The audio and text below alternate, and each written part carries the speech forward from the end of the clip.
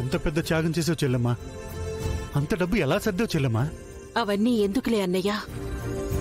నా సరదాకి పోయి వాళ్ళింటాయన కాలు విరిగేలా చేస్తే నా ముందు నిలబడి నన్ను కాపాడావు. నిజం బయటికొస్తే సమస్య అవుతుందని తెలిసినా వాళ్ళకిస్తానన్న డబ్బు ఇచ్చావు. నీ రుణం ఎలా తీర్చుకోగలనుదినా? ఇక నుంచైనా డాబు సరికి పోకుండా ఎంతలో ఉండాలో అంతలో ఉంటే మంచిది పద్మా. ఏదైనా పని చేసేటప్పుడు తప్పు జరగకుండా చూసుకోండి. చూడవే, చూడు, జీవితంలో ఒక్కరోజైనా అలా ఉండడానికి ప్రయత్నించు. అన్నయ్య, ఈ విషయం ఏ విధంగానూ ఆయనకి తెలియకుండా చూడండి. ఆయనకి ఏవైనా అయితే నేను తట్టుకోలేను. చెల్లెమ్మా, లేదు చెల్లెమ్మా. Rama, all the best. Hello Ramalakshmi garu, welcome to our studio. Thank you. Hello అందరికీ నమస్తే, నేను మీ మూర్తి. మన ముందుకు వచ్చారు ఓ స్పెషల్ గెస్ట్. వారు ఎవరో కాదు, హాకీ గేమ్ లో లేటెస్ట్ సెన్సేషన్, యంగ్ జనరేషన్ కి ఇన్స్పిరేషన్, సక్సెస్ కి డెఫినేషన్ అయిన మన రామలక్ష్మి గారు. You have a big round of applause her. Thank you so much అండి. రామలక్ష్మి గారు, ఆంధ్రప్రదేశ్ నుంచి మీరు నేషనల్స్ కి సెలెక్ట్ అవడం మీకు ఎలా అనిపిస్తుంది? చాలా సంతోషంగా ఉంది. ఏదో ఒక రోజు అవకాశం వస్తుంది అనుకున్నాను, కానీ ఇంత త్వరగా వస్తుందని అనుకోలేదు. అది నాకు సర్ప్రైజ్ మూమెంట్. గ్రేట్. మన రాష్ట్రం తరపున మీరు సెలెక్ట్ అవడం హాకీ అభిమానులకి ఎంతో ఉత్సాహాన్ని ఇచ్చింది. మరి వాళ్ళ అంచనాలని అందుకోగలంటారా? వాళ్ళ అభిమానానికి చాలా థ్యాంక్స్. ఖచ్చితంగా వాళ్ళ అంచనాలకు తగ్గట్టుగా ఆడి మా టీంని గెలిపించి దేశపు కీర్తిని నలుమూలలా చాటి చెప్పడమే నా కర్తవ్యం. హాకీ స్టిక్ పట్టుకున్న తర్వాత మీ వేగాన్ని అందుకోవడం ఎవరి తరం కాదనుకోండి. మీరు హాకీ గేమ్ ని మీ ప్రొఫెషన్ గా ఎంచుకోవడం వెనుక ప్రత్యేకమైన కారణం ఉందా? మా సంధ్యా పిన్ని, మా పిన్ని హాకీ ఛాంపియన్.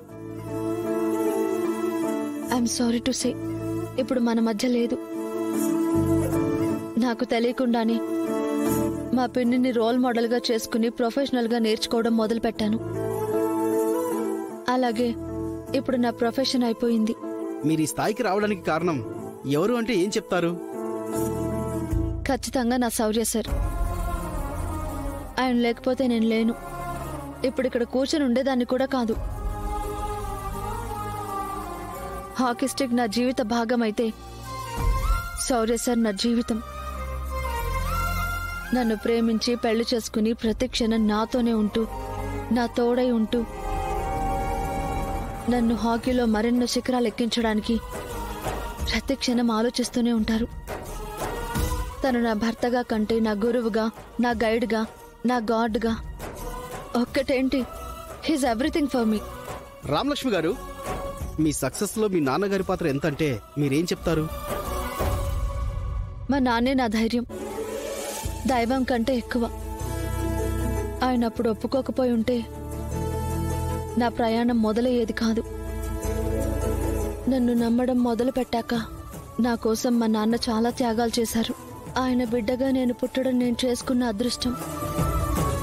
మీకు నా అక్క ఆద్య, నా ఫ్యామిలీ మెంబర్స్, మా అత్తగారింట్లో వాళ్ళు, ఇలా నా చుట్టూ ఉన్న వాళ్ళందరూ నన్ను అందరూ ఎంతో సపోర్ట్ చేశారు.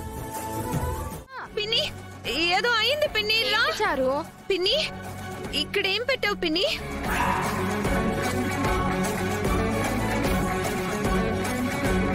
నీళ్లు చేయి జారి పెడితే బుస్సుమని సౌండ్ వచ్చింది. అదేంటి, పకోడీలు కదా ఇక్కడ పెట్టాను, నిప్పులున్నాయేంటి? ఇదిగో ఈ ఆద్యాన్ని మార్చింది.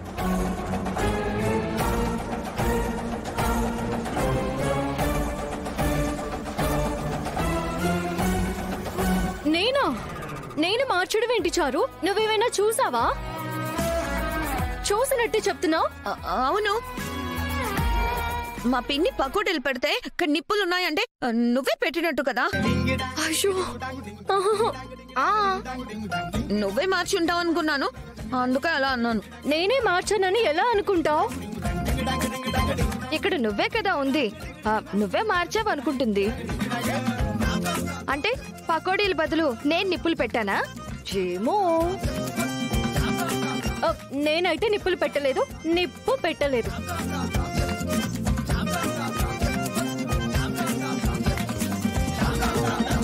ఏంటి ఇది? దానికి నా మీద అనుమానం ఉందన్నాను కదా, నన్ను పరీక్షించడానికే ఇక్కడ నిప్పులు పెట్టింది. నేను తెలివిగా నీళ్లు పోసి తప్పించుకున్నాను, లేకపోతే మన బతుకులో వీళ్ళంతా కలిసి నిప్పులు పోసేవాళ్ళు.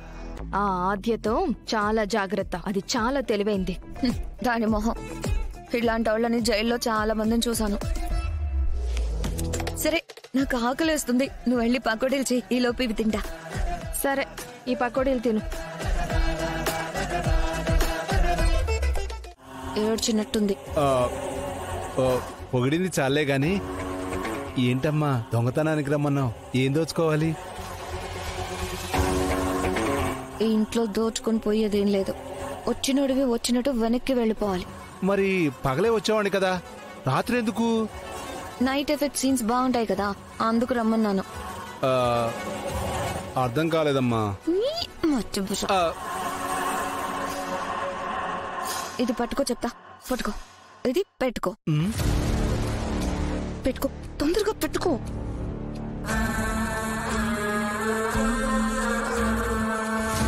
తొందరగా పెట్టుకో. పెట్టుకున్నాను. ఈ మూట్లో ఏముంది? చెప్తా.